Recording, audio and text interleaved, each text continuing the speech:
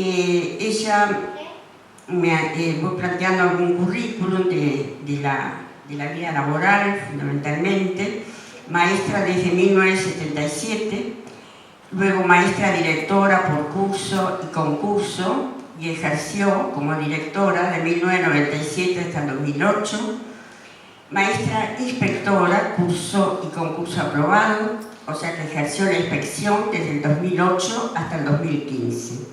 Bueno, tiene un vínculo muy fuerte con todo lo que es la educación inicial y primaria, así lo muestra toda su carrera docente. Y luego va a ser un trabajo también importante de formación en otro espacio, en otro ámbito, que tiene que ver con lo ambiental, que se refiere al curso de jardinería en el Jardín Botánico de Montevideo hacia el 2015 y hasta el 2019. Bueno, le vamos a dar la palabra a Raquel.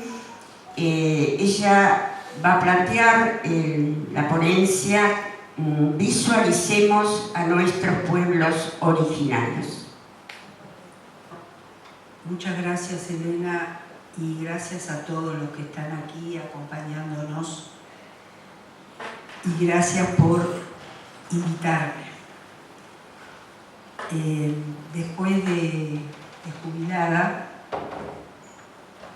me dediqué a militar por esta causa, la de los pueblos originarios, y volví al aula, mi lugar. Y trabajo con los niños, hago una siembra con ellos de nuestros pueblos que vivieron aquí hace miles de años y nosotros no los recordamos, o no hablamos, o no sabemos, o los ocultamos, y nos detenemos en los últimos 300 años. Y hoy seguimos escuchando. Ayer escuché a un historiador que decía: no tenemos indios. Bueno, esa palabra visualizar tiene mucho implícito, y es ver cosas, actitudes de ellos en el diario convivir. Ellos se consideraban iguales a todos los seres vivos que habitan, en este caso, la zona. Y no había clases sociales. Solo en caso de conflicto se convocaba al que sabía más del tema, que generalmente era el más anciano. O sea, cuántas cosas diferentes hay en esta cultura con respecto a la nuestra, a la que convivimos hoy, que es occidental.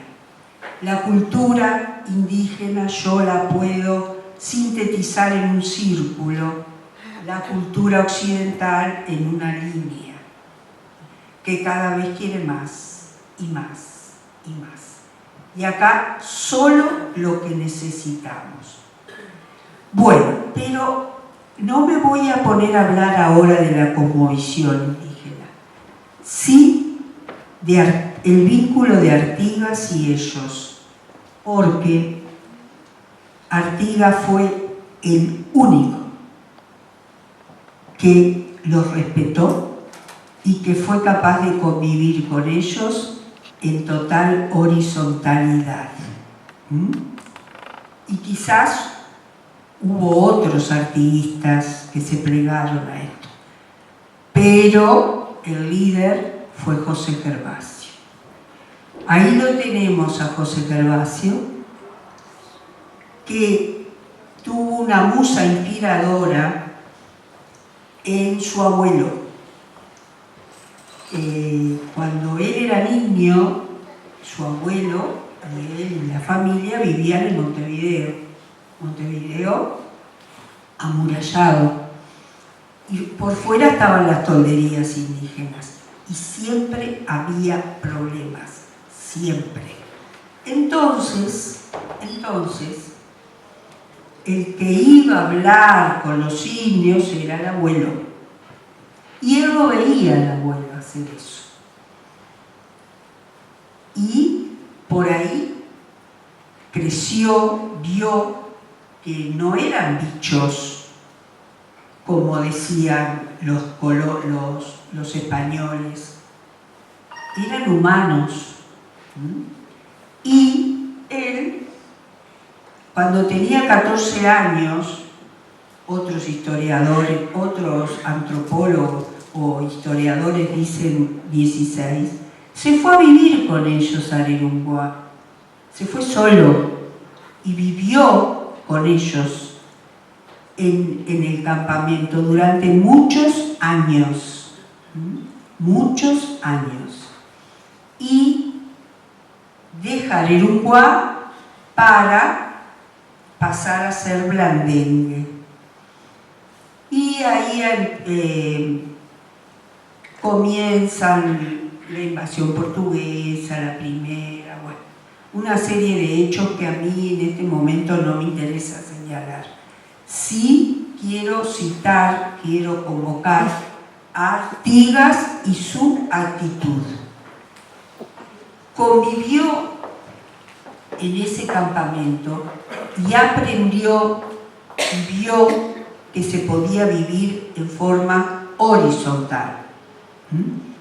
Entonces, después de esto, viene hacia Montevideo, porque Buenos Aires cada vez adquiría más protagonismo, y él viene con un grupo de indios y se va plegando gente y conforma un grupo de personas muy variada, pero todos en igualdad de condiciones. Era Artigas quien lideraba ese grupo. Vienen indios, vienen criollos pobres, que se van plegando a Artigas. Y vienen algunos blandengues que se sumaron a él y vienen vienen con la intencionalidad de sitiar Montevideo. Y en esa etapa, en ese periodo, se produce la Batalla de las Piedras. La Batalla de las Piedras, Artigas se tiene que enfrentar con los españoles que habían venido de Montevideo a Las Piedras, distancia corta. Él venía del interior. Los españoles eran un ejército, con experiencia de ejército y con armas de ejército. Artigas venía con indios, con armas de indios, con criollos, con algún blandengue, algún africano, que todavía eran africanos, pienso yo, y tenía todo para perder. Yo quiero, acá hay dos hechos fundamentales que lo muestran Artigas. Tenía todo para perder, entonces elaboran un plan estratégico brillante. Y en ese plan estratégico los indígenas tuvieron mucho que ver, porque era para que perdieran, pero triunfaron. Y Artigas dice: clemencia para los vencidos, curad a los heridos. Esto es un aspecto que quiero que ustedes lo recuerden.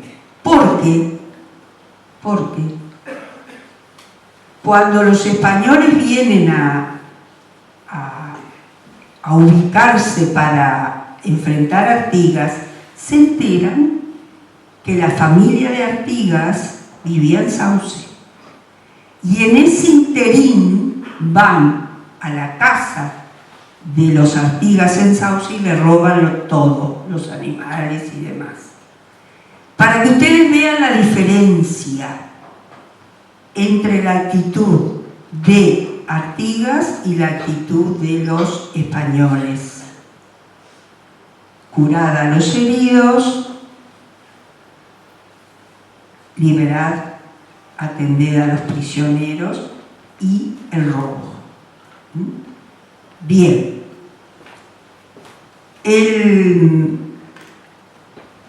Después pasan muchos hechos y por suerte llegamos al año 1815, donde se establece el gobierno de purificación y la Liga Federal de las Provincias, que habían sido las Provincias Unidas del Río de la Plata. Y acá, Artigas establece la capital de la Liga. Ahí está la batalla. Perdónenme, me voy a poner así porque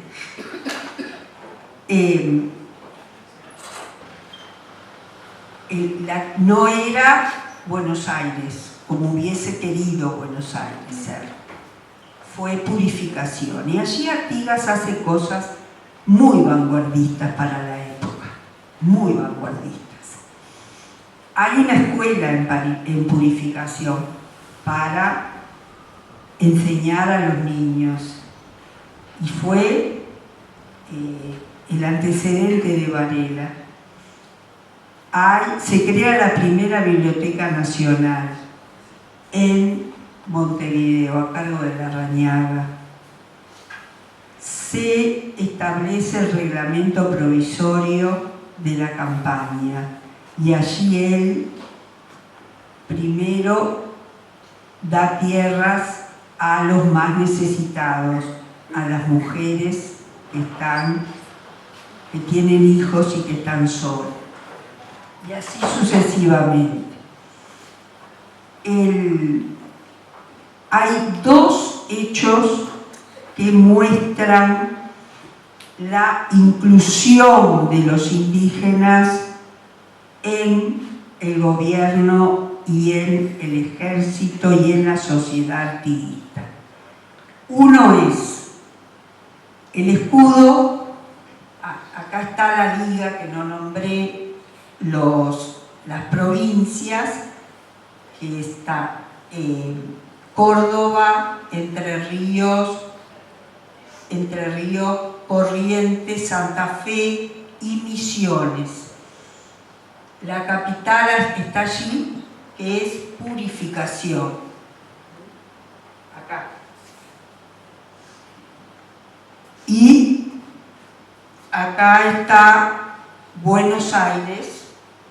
Ay, no veo nada yo acá. Buenos Aires, que hubiese querido ser la capital. Este escudo muestra la inclusión de los indígenas en la sociedad artiguista. Acá yo tengo la corona de plumas de Ñandú.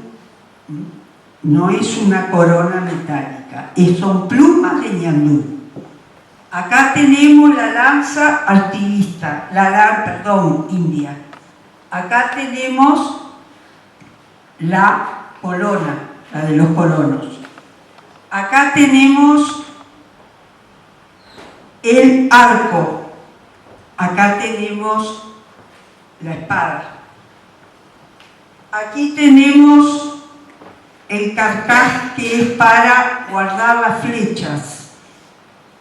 Acá tenemos el bombo, que era de los ejércitos orientales, de los ejércitos.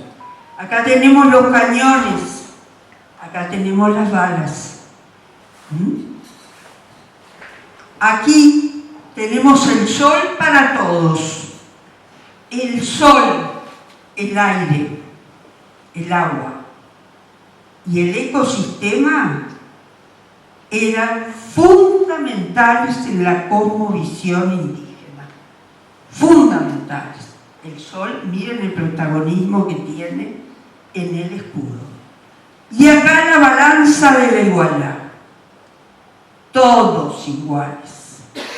Absolutamente todos. Y acá tenemos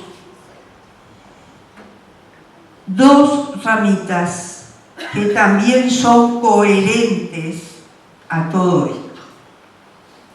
Esto, hay quienes dicen que es una rama de laurel. Para mí es una rama de olivo. Pero tanto el laurel como el olivo son plantas exóticas. Son plantas que trajeron los colonos. Acá hay una pitanga que es nativa. Entonces, vemos que él no dejó libre ningún detalle en este escudo, que es el escudo de la provincia oriental. Provincia oriental, y dice, con libertad, ni ofendo, ni temo. Para todos. Indios, libertos, criollos, blandengues, todos. Es difícil de entender y de ver eso hoy, ¿no? Bueno, ahora la carta, otro testimonio. La carta, si quieren yo se las leo. Es la carta que le manda Artigas al gobernador de Corrientes. Y dice, igualmente, perdón, no pude encontrar el título ni el destinatario de la carta por ningún lado, por eso está así. Sí. Igualmente encargo de usted que mire y atienda a los infelices pueblos de indios.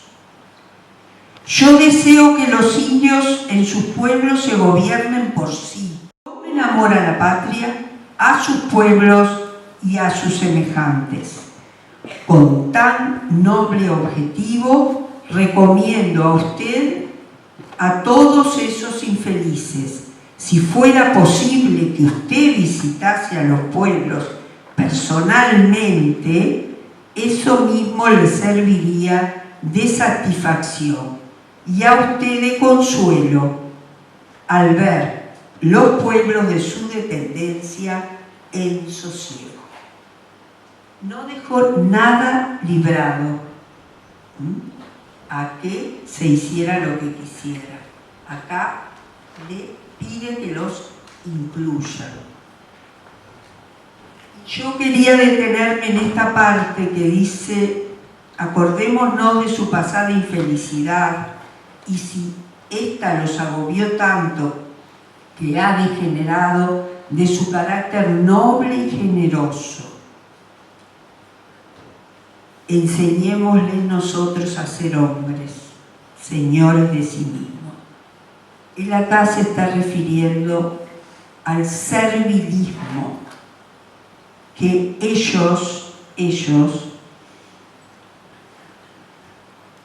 la infelicidad que tuvieron, el sufrimiento que tuvieron, a muchos los llevó a ser serviles. Y no va por ahí la cosa. Entonces, enseñémosles a ser hombres, señores de sí mismos. Esto para mí es muy valioso y me recuerda a Paulo Freire con la pedagogía del oprimido, que es algo que nosotros tenemos que mirarnos a nosotros y ser libres y tener libertad de decir y de hacer y saber que la libertad nuestra termina donde empieza la del otro, pero no ser serviles. ¿Sí? Bien. Entonces, todo esto que fue como el sueño del pibe y que duró poco, porque en el 1816 invaden los portugueses con el apoyo de Buenos Aires y luchan Artigas con sus ejércitos, pero durante 4 años tiene enfrentamientos constantes y lucha y se desgasta y se cansa hasta que en 1820 se retira al Paraguay. En esa ida a Paraguay se va acompañado de indios, de algunos criollos, de algunos blandengues, lo acompañan y él se va. Y Alsina también, pienso que estaría ahí, ese poeta, no solo cebador de mate, como dice. No, claro que no. Muchísimas cosas, exactamente. Igual que Tacuabé, 4 idiomas sabía Tacuabé. Hay varias historias, ¿no? Sí. Se dice que él le hacía las cartas a ti. También.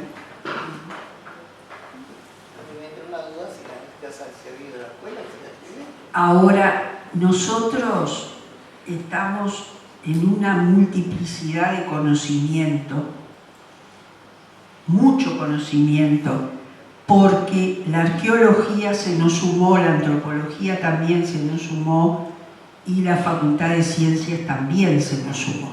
O sea, no estamos solos en todo esto. Y se va incrementando el conocimiento y la comprensión de muchas cosas. Y descubriendo muchas cosas, porque yo dije miles de años, 13.000 años, 15.000 años, y hace 5.000 años que empezaron a construir cerritos. Habían empezado a construir cerritos, y en los cerritos encontrábamos cantidad de semillas que cultivaban. Y nosotros, los charrúas, vivían de la caza y de la pesca y nada más. Entonces, ahora se sabe mucho más. Yo les recomiendo, si ustedes viajan al interior, que en Vergara, en el departamento de 33, está el museo de Laucha Prieto. El Laucha Prieto, que fue un Leonardo da Vinci de la época, que vivía en la Charqueada, recogía de allí de la zona cantidad de objetos y los organizó en ese museo de Vergara. Es extraordinario el museo. Sobre los cerritos, les digo, porque es algo muy puntual. Bueno, los indios entonces acompañaron a Artigas, otros quedaron en soledad y quedaron sin tierras, quedaron sin alimentos, tenían que robarlos, había que comer. Eran ellos que habían ocupado el sur del río Negro, del río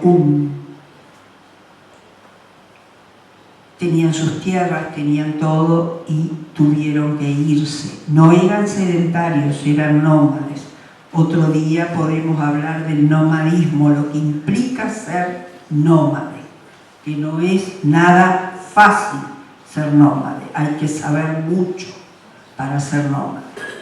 Y ellos quedaron sin nada. Entonces Llega el año 1830 y tenemos el primer presidente, Rivera. Los estancieros, los dueños de las tierras, que se habían adueñado de todo, se viven quejando de los charrúas, de los indios que les roban, que esto, que lo otro. Entonces Rivera, que ya se había ofrecido para matar a Artigas ante Buenos Aires, hace una emboscada, después vas a hablar tú, Mónica, de Sal si puedes, y mata,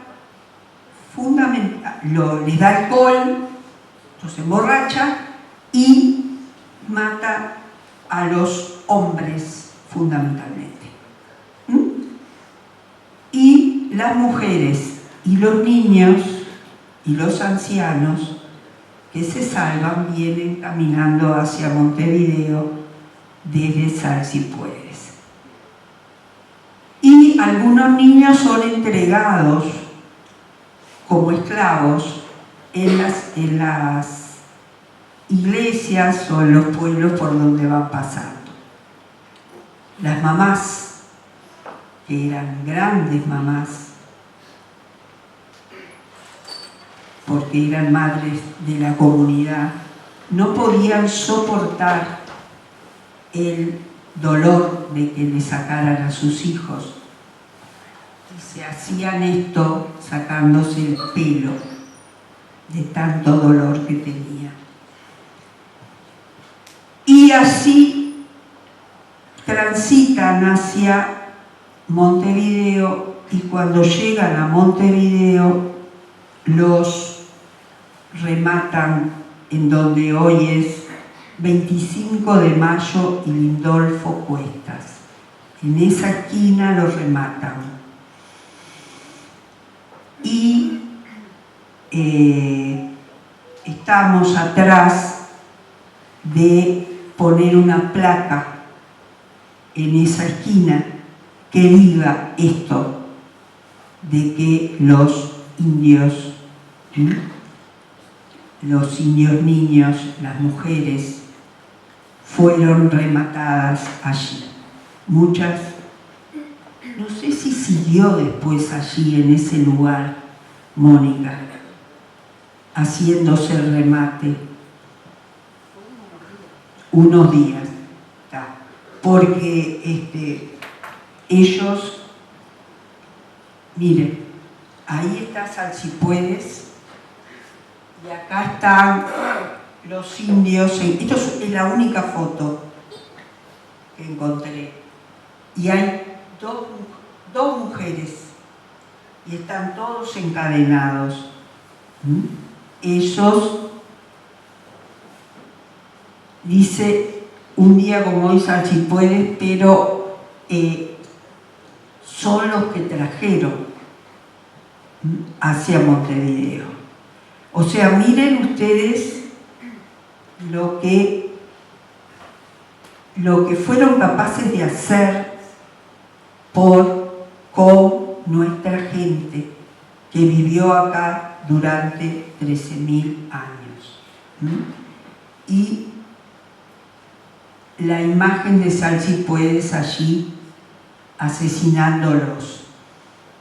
Y un charrúa dijo: mira frutos matando amigos. Porque realmente fue una gran traición. Y a partir de allí, a partir de ese hecho, no tuvimos más cultura indígena. Esto fue un etnocidio. No fue genocidio porque hay gente que se salvó. Y hoy nosotros tenemos descendientes en un alto porcentaje. Por eso no podemos hablar de un genocidio, pero sí de un etnocidio, que es el fin de la cultura. No tenemos a nadie que viva como indio, aunque hay algunas comunidades que han venido y se han instalado, ¿sí? y va creciendo esto. Así que vieron que la historia es, como yo digo, muy porfiada. Lo que va, vuelve, y más en la cosmovisión indígena, que es circular. Así que yo les voy a pedir unos deberes, que hablen del tema, que traten de pensar en su familia hacia atrás y que cada 10 uruguayos, de acuerdo al censo del 2011, tenemos 3 descendientes. En Tacuarembó, de cada 10 tenemos 7. Porque muchos, ella vive en Tacuarembó, porque muchos huyeron a Tacuarembó. Y yo no traje hoy el arco que me mandaron de Tacuarembó, que es el que llevo a las escuelas, que es hecho por descendientes. Así que bueno, esto es un monólogo, no es mucho lo que a mí como docente me gusta intercambiar, pero tenemos que hacerlo así porque si no...